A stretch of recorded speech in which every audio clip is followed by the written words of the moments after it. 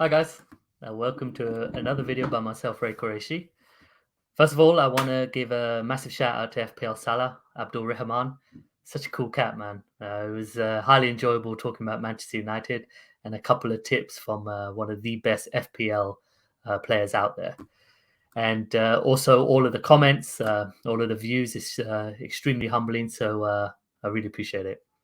So the guests don't stop there though. We're on a roll right now.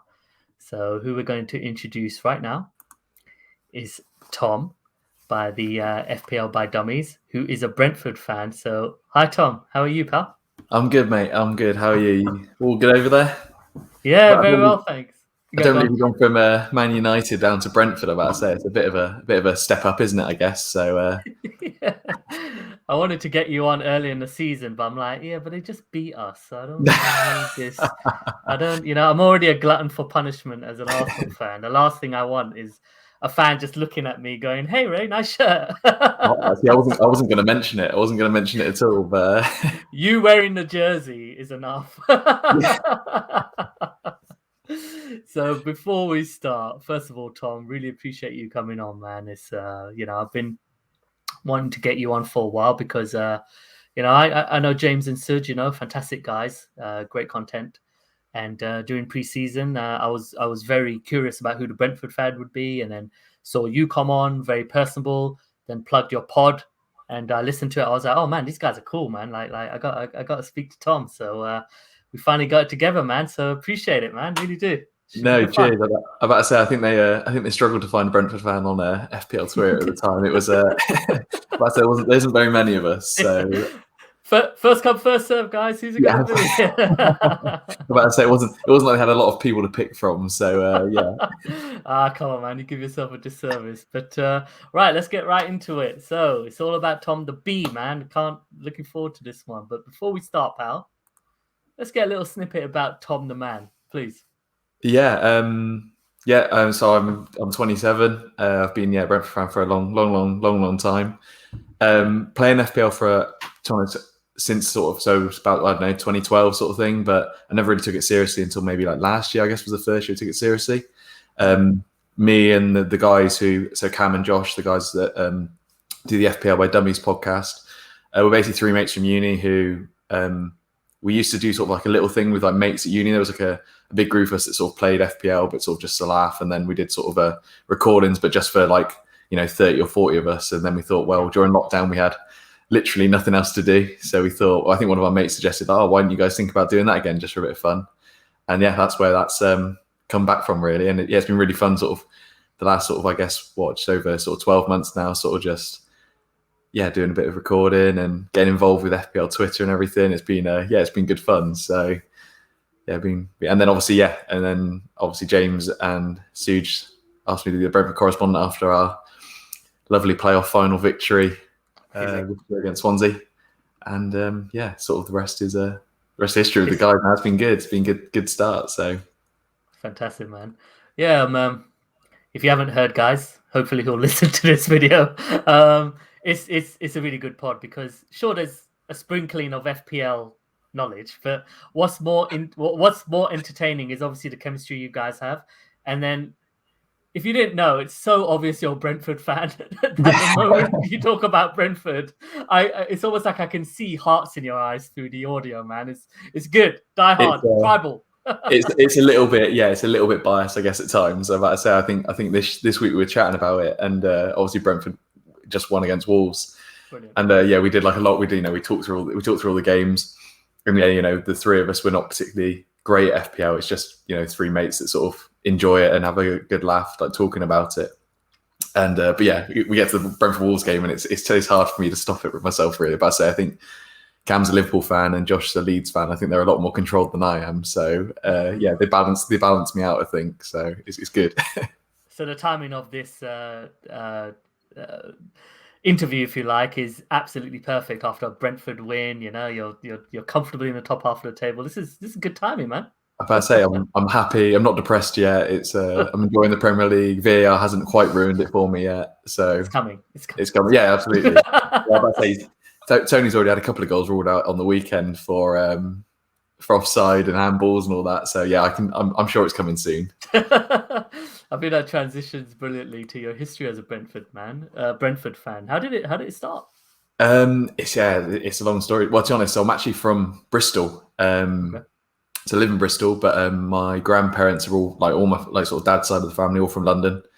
And so my great granddad used to go to all the games. My granddad used to go to all the games, and then my granddad moved to Bristol, and so it's just a family team really. So my great granddad actually used to live on the road, sort of next to Griffin Park as well. So pretty cool. And then it's just a family team, unfortunately. So I think I started following them when I was unfortunately really young. So back when we were in League Two, which seems a long, long time ago now. Right. Which is great. I think I was saying, James, I can't quite remember what my actual first game was, but I was going through sort of all my so like when I go to most games, I sort of try and pick up a program. The oldest one I could find was Notts County at home to Brentford, and it was I remember it was like a 0-0 draw or something, and I think that was like one of my first games, and I'm still a fan now, so I don't really know. I obviously don't enjoy football. And then just followed them all the way through, and luckily we had some pretty tough times. I think sort of maybe like 2012, 2013, just before the current owners, where we see the sort of likes of we obviously just played Oldham midweek in the League Cup, and I know that they're having problems with their owners at the moment, and so all the guys, the Brentford fans, sort of got involved with that, and there was buckets shaking outside the ground, which is pretty cool, and like trying to help out the Oldham team. It's that's the sort of, I guess, team we are at the moment now, because we've been at the level of You've been there. We've been there a lot of teams where we were rock bottom, I guess, as well. So near the bottom of League Two, near relegation into the conference, and then luckily been bought out, and had a pretty good few years. So it's not been too bad being a Brentford fan. I can't complain too much. Yeah, so if I'm right, I haven't put this as a banner because I kind of wanted to just ask you on the cuff, really. But you don't have a reserve team, am I correct, or something like that? No, so I think it was a few. I think I can't. I'm not going to put dates on it because I'll get it wrong. Sure. But, so basically, they scrapped the idea of the reserve team or the youth team sort of a long time ago. And basically, they brought in what's called now the B team. Basically, the idea was that there was two sort of youngsters, I guess, that were looking really promising at one point for the youth team. Obviously reached their 16th birthday, and then it was time to sign a professional contract. Because they were looking promising, of course, I think one went to Man City and one went to United, and all Brentford got from it was after years of development was a bit of compensation money. I don't actually know how well those players have gone on to do, but what they decided to do was almost the opposite. So what they have now is a B team, basically as the likes of your Man Cities, your Man Uniteds, your Arsenals, your Liverpools, release players. What Brentford do is they give them what they like to call sort of a second chance. I guess it's like there's the guy who was mainly involved with this guy called Rob Bowen, I believe his surname. Unfortunately, he died a few years ago, but he's sort of the main person that ran that, and basically what they do is they bring in players that basically been rejected from bigger teams, and we bring them on, and we see that basically have those players misdeveloped. I think the one, I guess, that would resonate with you the best is Josh Da Silva, who was an Arsenal reject and is now probably one of our star players, injured at the moment, but I mean, that guy has potential. He's incredible. So that's what we do. And so there's now, I think last year there was 6 players sort of sat on the bench and playing within the team that are B team players, and now you look through the squad and it's sort of just dotted with players that have been through the B team and have gone through the ranks and are now playing first team football with us in the Premier League. So the opposite way around, I guess, really, to a youth team. Brilliant, though. Really good, elaborate answer. Appreciate it, man. So you come up, you beat Arsenal. I'm so happy I was at the Fantasy Football Fest that day. I could basically drown my sorrows in a lot of whiskey and coke. Absolutely. A few of Arsenal fans. So the start of the season's been brilliant, breath of fresh air, but it's more than that. It's not just kind of like that first season kind of drive and energy and stuff. There's actually some proper tactics out there. There's a proper way of playing. There's a proper way of setting up your blocks and stuff like that. But it is still very early. So what are your expectations, hope this season What were you kind of feeling? I think the nice thing about, I guess, Brentford as a club and everything is they've put no expectations on the season. I think they've looked at it and gone and looked at obviously the other teams in the league, and they've not gone, it's not going to win the league or anything like that. And I don't think the plan for the owners and the two directors of football, if we get relegated this year, it doesn't matter because the plan is they don't plan for 1 year ahead. They're planning for the next 5 years. So obviously avoiding relegation is massive for us and will be huge. And obviously that is the plan for them. But they've looked at it from, it's a more, I guess, sort of judged approach of going, it doesn't matter if we get relegated because we put ourselves now in a position where we should be able to compete. We should be able to, if we do drop down, we go straight back up. And then we're building the team to be a Premier League side for the next few years. So personal expectations, well, of course, we're going to win the league. So, but no, I don't know. If we avoid relegation, for me, if we finished, I think around about 14th would be great. 13th, sort of, away from relegation, and we were like comfortable, I'd be really happy because that just shows that the step we've made, that we're not just with the budget we have which is obviously incredibly small compared to a lot of the teams in the Prem. Yeah, that would be nice. Absolutely. Yeah, so I like what you said. You're kind of building a platform for many years, of sustainable kind of high-level football. So even if you get relegated, which God forbid you do, I don't want it happening because I got a few Brentford fans, a few Brentford, great English, a few friends that are Brentford fans, and and also I've been to a couple of games not too far from me because I live in Sutton. It's quite easy to get to the stadium for me, and it's brilliant, man. It's brilliant the way you play football. I think I have a man crush on your manager like yourself, so I think we're going to be fighting over him pretty soon. I just love the way you play football, and also I have this feel that it's kind of like the people's club, but it isn't like, with all due respect, Blackpool, it became a bit of a mess and stuff like that. With Brentford, I feel it's sustainable. I feel there's thought in it. I feel there's a long-term model that will only optimize in the future. So that's how I feel. Am I correct? Yeah. Like, I think the nice thing about it is the owner's he is a fan of the club. And obviously he's brought in a completely different way to manage a club than obviously a lot of people have looked at before. Obviously it's a lot more analytically looking at players, how they're bringing in players. They're not like plucking players for stupid amounts of money.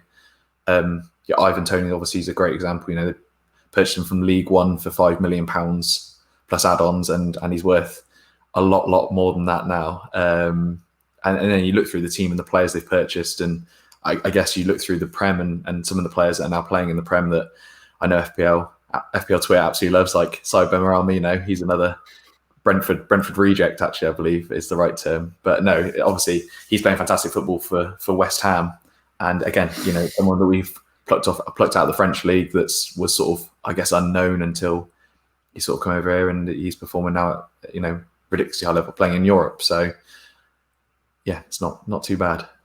Not too shabby at all. Yeah. If you hear the background of my kids, it's basically Newcastle fans not believing how brilliant Tony has become. So that's the background noise right now. So please mind me, kids at home, man. What can you do?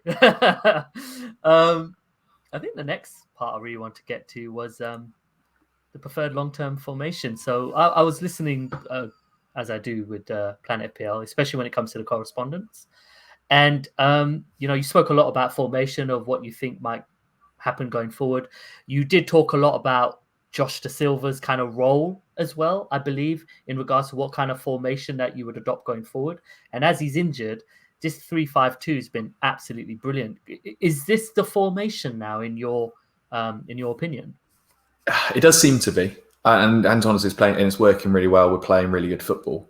I think the nice thing about what we've got is last season, the 5-3-2 is how we sort of ended last season, and we kept a lot of clean sheets towards the end of last season. We still have the option of playing 4-3-3, which I think we may revert to at some point because of the likes of players that we've purchased. So we've brought in Johan Visa, who scored an absolutely incredible overhead kick against Oldham midweek. If you haven't watched it yet, then definitely find that on YouTube. He looks really, really good, and the thing is, he is mainly a winger rather than a striker, I'd say.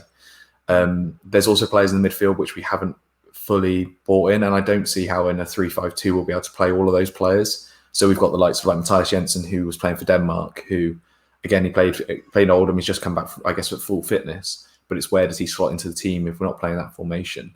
The same with Josh Silva when he comes back. So I think by having the extra centre back, obviously it makes us quite strong, and it does look like we'll stick to that formation because we're playing, good football and still keeping sort of. Well, I think is that 4 clean sheets now we've kept, 3 clean sheets. It's pretty good. Obviously, we weren't expecting that.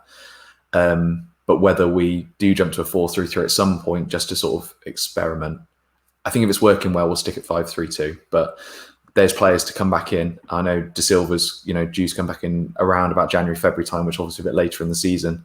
But we've got the likes of like Matthias Jensen who needs to, be integrated back into the first team, who is definitely 100% a first team player usually. So yeah, it'd be interesting.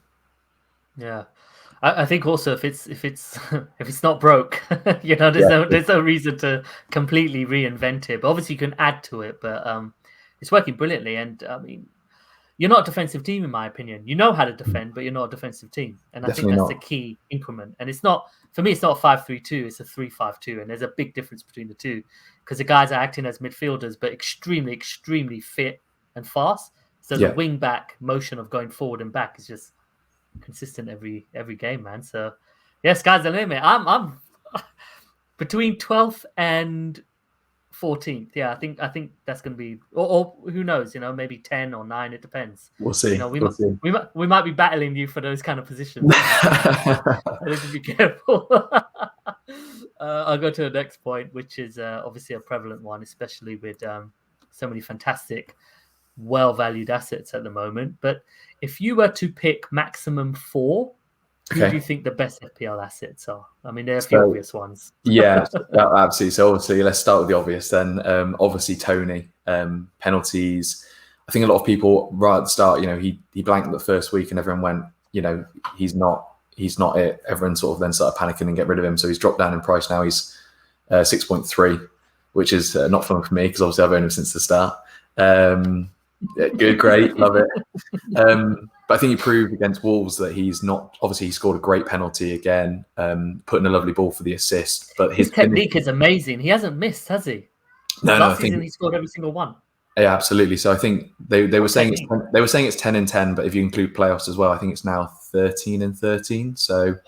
Yeah, it's an incredible technique. I don't really understand how he does it, but his finish for the disallowed goal, which was dubbed as handball, which to be honest, it probably was. A lovely back heel on the line as well. There's just little things in his game, and he might be sort of dubbed as a bit of a pen merchant. And the assist was absolutely brilliant. It wasn't him trying to bend it to a far corner. He knew what he was doing. Absolutely, just a good pass, and it's I think for me, definitely, obviously. Yeah. Obviously, everyone's talking about Mbeumo, 5.5 mil, playing currently as a striker. For me, he has just as much potential as Tony as a player. I think he's brilliant. The only thing you miss from him, obviously, he's not on pens. He's a great player. For me, even if he moves to the wing, he's just as good an asset. Especially at that value, like at 5.5 million. You've only got comparables there, really. Like Conor Gallagher, I guess, and obviously the couple of the Everton boys, and then obviously Smith Rowe if he picks his game up a little bit. Oh, Ødegaard. We'll go Ødegaard. He starts.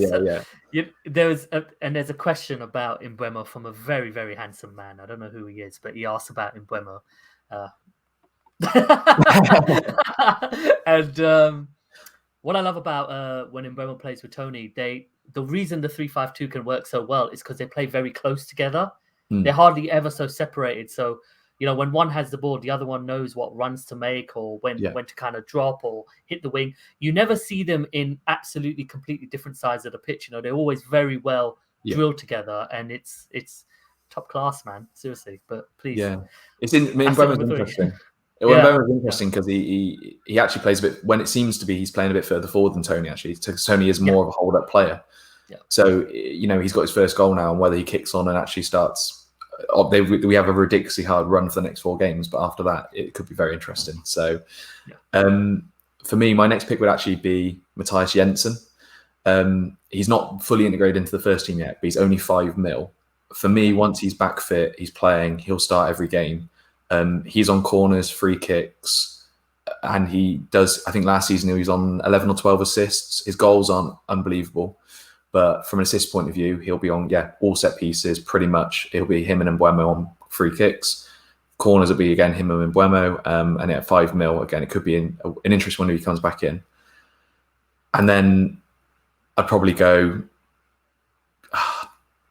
I'm probably going to go with Ethan Pinnock. Okay. I was thinking him or Raya you were going to pick. Pretty much. Like, I think the wing backs, obviously Canos is a midfielder, so he sort of rules himself out. Henry's incredibly good at getting up the pitch, but from a sort of attacking assist output, it's not great. And so then really I would personally go with Pinnock because I think he obviously is an absolute giant, so he heads absolutely everything. Yeah. His defending is very good, and so then therefore I think he will get higher bonus points than what Raya would get. But obviously I've seen a lot of people this week talking about, not avoiding Salah as captain because they're playing Brentford, and that just doesn't make any sense to me because yes, we've kept clean sheets, but when you look through the actual games we've played, obviously we conceded to Brighton, conceded to Villa. Conor Gallagher probably should have scored against us against Palace. Traore hit the crossbar. I mean, it's not like, fine, expected goals doesn't look fantastic, but probably we could have and maybe should have conceded 4 out of the 5 games we played. So, and we're playing Liverpool and it's Mo Salah. So everyone's going like, oh, no, not going to have Salah against Brentford. I'm not, because obviously that would just be sacrilegious. But yeah, I'm not saying you shouldn't. So I'm not saying you should either. I mean, it'll be a 4-3 win for Brentford, but yeah. Tony with a hat trick, yeah? Yeah, Tony with a hat trick. Yeah, absolutely. There's 2 points I wanted to go back to regarding the assets you chose. So first of all, with Tony, I think a lot of people in the last game week were kind of looking at Tony to possibly take him out if Antonio didn't get suspended. Yeah. He was kind of on my chopping block because I'm like, I love the guy, but the fixtures are really going to get dicey soon. And when he returned against Wolves, I was just like, that's absolutely brilliant. And he's not a fire to put out for me. He's just not. And he's not so expensive that you can't bench him. I feel you could, against, not Liverpool, I won't do it, but against Chelsea, I can bench him. Because after the game against, I think it's Leicester. I think after Chelsea, you have Leicester. Maybe you can correct me. I think we've got Liverpool next, West Ham, Chelsea, Leicester, and then it's a bit and easier. Then there's exactly. So if you can kind of survive that, if you like, and not take too many hits, as in hits on your rank, then I think Tony is an absolutely viable player because I think his ownership's going to significantly go down in the next month. Yeah, I think and absolutely. Well. With those 4 games, he's not going to be. No one's going to be rushing to start him, if that makes sense. So depends how well he does against Liverpool. Yeah, true. That's true. Absolutely.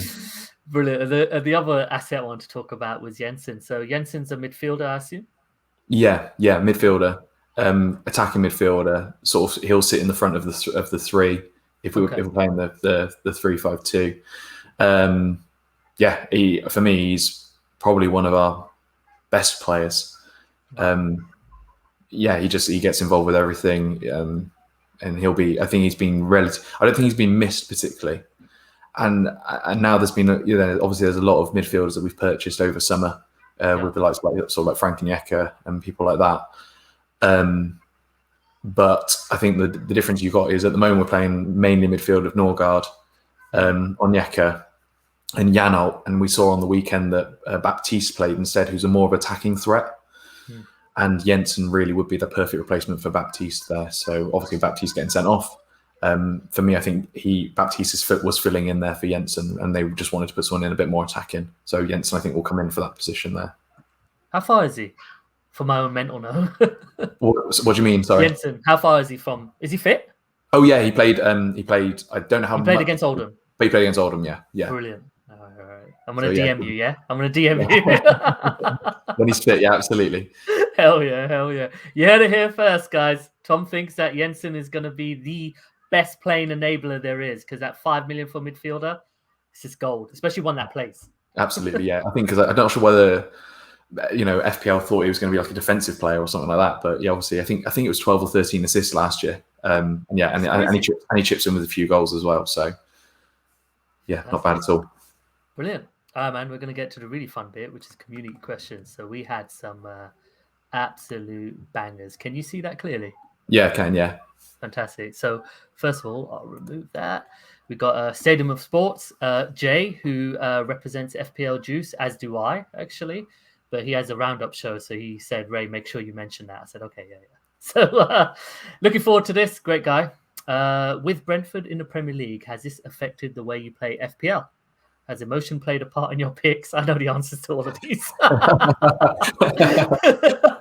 Will you always have a Brentford asset? Oh my god. Shall I answer? No, I'm kidding. You may as well. So I think you know the answer. So yeah, to answer very briefly and shortly, yeah, absolutely, it's affected the way I play. I think this week I could have taken a minus. The idea was to take a -4 and go Tony to Ronaldo and Fernandes down to Conor Gallagher, and I've decided to roll the transfer instead, so I could get Lukaku in next week and keep Tony instead. So yeah, absolutely, it's affected how I play, but I don't think in like a negative way actually, because I had Tony and Mbuemo from the start, Yeah. and I went Sanchez instead of Raya. So I didn't go crazy with it in the end. I was thinking about getting triple, but I thought, well, I can't be too stupid with it. So yeah, but it wouldn't be stupid. I mean, you're performing. yeah, annoyingly, I would have scored more points with Raya than I would have with Sanchez if I went stupid. So yeah, no, definitely, it definitely affects me, but not as much as maybe it should have. But yeah, it definitely has.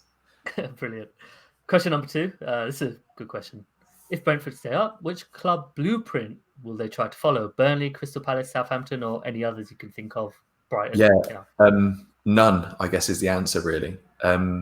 I think the way Brentford do it is just completely different to everyone. Obviously, you've seen from the B team, the way that we use like, analytics to buy players and things like that. So it just completely is. I don't think it's anything like we've seen before in a Premier League side. It's definitely the first Premier League side I've seen do something like the way we're doing it. So yeah, I think they're going to do it their own way. If it works, great. If it doesn't work, I don't think they'll mind either. It's it's the way they'll do it, and they're pretty stubborn on it. But yeah, at the moment, it's all looking pretty good so far. But whether we'll see if it translates, as if we get bigger, and if we manage to solidify ourselves, can we still continue to do the same process of what we're doing at a grander scale of buying, instead of players for 5 million, 10 million, you're buying players for 30 million, 40 million, then it starts to get a bit more interesting. Sure. Yeah. Class. Brilliant. So we'll go to the next one. Gabriel, FPL Lens from Net That Hall, really good guy. What is at the heart of your defensive solidity thus far? Do you expect that to continue? I think it's the signing of Christoph Ayer from Celtic. Great signing. Brilliant. Like, he's been absolutely incredible. I think just having that additional, a player that's played at sort of pretty high, Celtic, he's played at a pretty relatively high level. He's played in Europe. That with obviously Pontus Jansson on one side and Ethan Pinnock, coming into his own as well this year. That is really why it's going so well. And having then David Raya in goal, who again is just, I think he was someone that Arsenal was after last year, I believe. So yeah, luckily he didn't go. So I think Christoph Ayer coming in and sticking with the three at the back is really helping. Do I expect it to continue? To an extent, yeah. I think we'll be good defensively. I think we'll be better than we're expected to be. But when we play the teams like Chelsea, Liverpool, Man United, Man City, we are going to concede chances, and that we're not.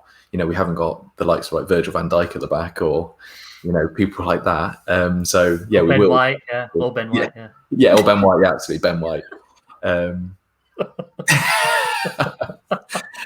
So no, I don't expect to continue as well as it's been going, but I do expect it to be better than people. I don't think, and of course I'm saying this before the Liverpool game. I don't expect us to go out and get battered 5-0. And now I've said that, we definitely will. But yeah, I think it will be okay.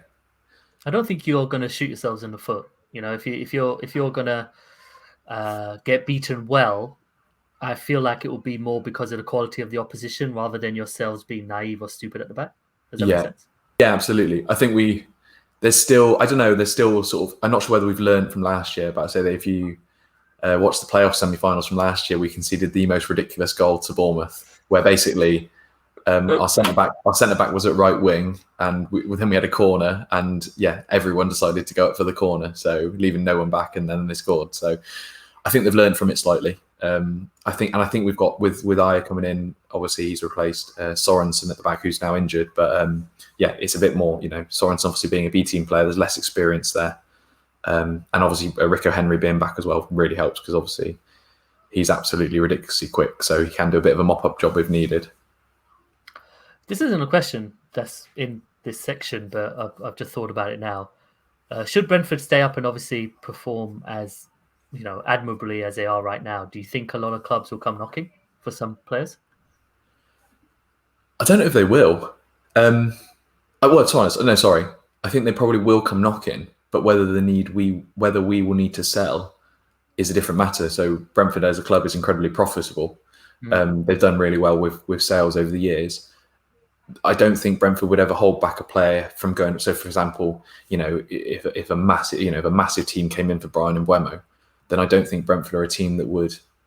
I don't think we're a selling club, but I don't think we're a club that if we can see potential of another, him going on to play for PSG or Man City or go play Champions League football, I don't think we would stand in the way of that. And obviously we'd struggle them, and obviously we get a massive amount of money for it. So I don't think it'd be that much of an issue. But I don't think we wouldn't need to sell. I think it would be more about who came and where they were and whether they could offer something that we couldn't, which at the moment, there's not many clubs I think that could offer what we can offer, really, apart from you looking at sort of, the top teams. Okay. Very good. You mentioned Mbeumo, and that just segues beautifully into this handsome devil's question. So, Ray underscore kill. We kind of covered it, but with 352 being the favoured formation so far, is Mbeumo a season keeper at that price? Yeah, I think whoever the opposition, really. Or yeah, the bench warmer, I guess. I think the only person that I think I'm looking at the moment who would challenge him for me would be Conor Gallagher at Palace. Okay. My only issue with I think Mbeumo will keep his place. I think there's potential he gets rotated at some point with Visa if he comes in, because he's looked really good every time he's played. And obviously Mbeumo is also playing well as well. But he's coming as a new signing, and will he get a few? He needs to get some minutes at some point somewhere. And I don't think he'll be someone that we kept to just playing League Cup and FA Cup games, because I think he's a better player than that. And then it then just depends on what we do with that. Whether he replaces Mbeumo up top with Tony, or if he comes in and sits behind them. I'm not 100% sure at the moment. But at the moment, yeah, Mbeumo for me is staying pretty solid. I did transfer him out for the next 4 games coming up last week with Rafinha, who's obviously now potentially injured, which was of course a kick in the teeth. But yeah, he'll be coming back. What was that sacrilegion you were talking about? Yeah, absolutely. Well, he'll be coming back in on a wild card. So yeah, I've already planned it ready. But yeah, I thought for a few games, playing the likes of Liverpool and Chelsea, I thought maybe I'll take him out for just a couple of weeks. Class, brilliant. And the last question we have is from FPL Dad, who currently is in the top 1,000. Absolutely brilliant. On a lot of spaces with him, just top lad. So, which Beast defender would Tom get in his squad if he was wildcarding and had to pick one? And would he ever consider starting a Brentford defender over any traditional template defender? So, yeah, you can unpack that how you want. But let's go with the first one. Yeah. So yeah, I think obviously I already mentioned Pinnock. For me, he's probably your most likely person. The fact he wins so many headers as well. Last year there was quite a lot of one of the tactics that Brentford have got their own sort of set piece coaches and things like that they bring in. And one of the obvious ones we did quite a lot was a ball to the back post to Pinnock, who then headed it back across the goal for whoever was there at the time. And so he didn't get. I think he might have only got like 1 or 2 assists last year, because it was one of those where like he was the header before the header that went in the goal sort of thing and things like that. But he does get his head on a lot of things. He does enjoy a shot on target, but he hasn't scored many goals. And defensively, if we do keep clean sheets, then he's the one that I think will be racking up bonus points from clearances and interceptions, things like that. So yeah, I think Ethan Pinnock probably be your best shout. Okay, and I'll try and unpack the second question, but I think if he's looking at traditional template defender, you're probably going with the high percentage players. Now, the high percentage players are really the premium defenders, if you like. You know, the likes of Shaw, Trent, possibly some of the Chelsea lads now. But if we threw I guess Ben White is quite highly Yeah. owned, especially with him being so cheap. I guess it's fixture dependent. I mean, you can answer that question. Yeah, I think so. Like, yeah, so I was thinking like the likes of like Luke Ayling and Yeah. Ben White. Yeah. I guess any of the 4.5 4.5 defenders would I guess, because obviously similar pricing. Yeah, I guess it would just be fixture based on that one, really. Obviously, we've kept some good clean sheets in the last few games. Really tough 4 games coming up now, but I think then after that, yeah, potentially you could have one of them in there. And the nice thing about it is they're not going to get rotated. They are going to play pretty much every game unless they get injured. And again, you wouldn't mind benching one of them because it's not like it's a huge value that you're losing out on. And with the way, so if you consider, I guess, against Luke Ayling and Ben White, the first 2 that come to mind for me, that I don't think Leeds look particularly sound at the moment, especially with the fact they've got absolutely no fit centre backs or defenders. Actually, in that case, really, and they weren't that good anyway at defending. No, it's not looking great at the moment. And Arsenal obviously, had a rocky start, but are looking a bit more solid now, and obviously they've got a better run. So for me, you could jump between Ben White and Pinnock at some points, and if Arsenal do improve dramatically, then obviously, to be honest, I would probably go Ben White over Pinnock if Arsenal pick up the form, and Ramsdale actually managed to keep some clean sheets this year. Well, he has kept 2. So. Yeah, 2 in a row. 2 out of 2. Not bad. Brilliant. One question I had as well is that something you mentioned earlier is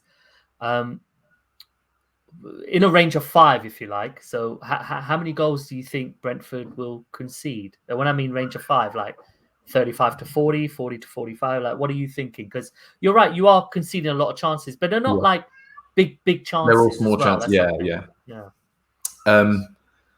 I've absolutely no idea, to be honest. It's one of those where last season we conceded, of the 3 promoted teams, we conceded the most.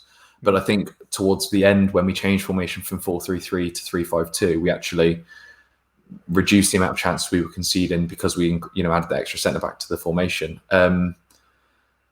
I don't think we can. I think it depends, really. It depends which club comes out and beats us 6-0 on that one day, for example. I don't think it's going to be ridiculous. I don't think we're going to concede stupid. I don't think we're going to be like Leeds last year, if that makes sense, where we just outscored teams. I think there's going to be a lot of games where we win like 1-0, 1-1, or lose 2-1 sort of thing. I don't think it's going to be ridiculously high scoring games. I think a lot of people thought we were going to be like that. But no, I think we're a little bit more. We're not as we're not going to go out and score 6 goals against I don't know whoever, but I don't think it's going to be quite like Norwich. That. Well, I don't want to say it. So. Everyone's saying Norwich right now. I didn't want to be the one that said that, but maybe. But no, I don't think. Even there, I don't think we will. It's going to be sort of a relatively steady game, I think, in the way we're playing at the moment. So it's good football, but I don't think it's it's not good. I don't think it's football where we're going to go out and score like 5 or 6 goals. Yeah. Fantastic. Well, we're about to wrap up now. So before we go to the last bit, really, it's Tom. Thank you so much for joining me. I hope you've enjoyed it. Has it been been all right? Been fun. I guess. Wait, one question for you then is: who's going to finish higher than Arsenal or Brentford? I'll tell you what, I'll give you 2-1 odds. Oh, there we go. So we'll do a tenner bet. To be confirmed. Yeah. To be confirmed. All right. 2 games from the end, I'll ask you. But before we wrap it up, Tom, how can they follow you? I'll put it at the banner below, but if you can say it as well. You can follow me. I'm FPL Dummy Tom, and then obviously we've got the FPL by Dummies podcast every Monday. Usually we try to get out every Monday night, but it depends who's editing and if we can be bothered, really. So Monday, Tuesday is usually out there somewhere. And then you can, and obviously the other guys, FPL Dummy Josh and FPL Dummy Cam, they're on Twitter as well. So you can follow all our terrible FPL ability. Well, I've said it before. I'm going to call you out on the video, but man, you got to do the videos as well, man, because it's so entertaining in audio. Imagine watching it; it'll be brilliant. I know. We keep hearing people say it, and we're just like, can we really be bothered?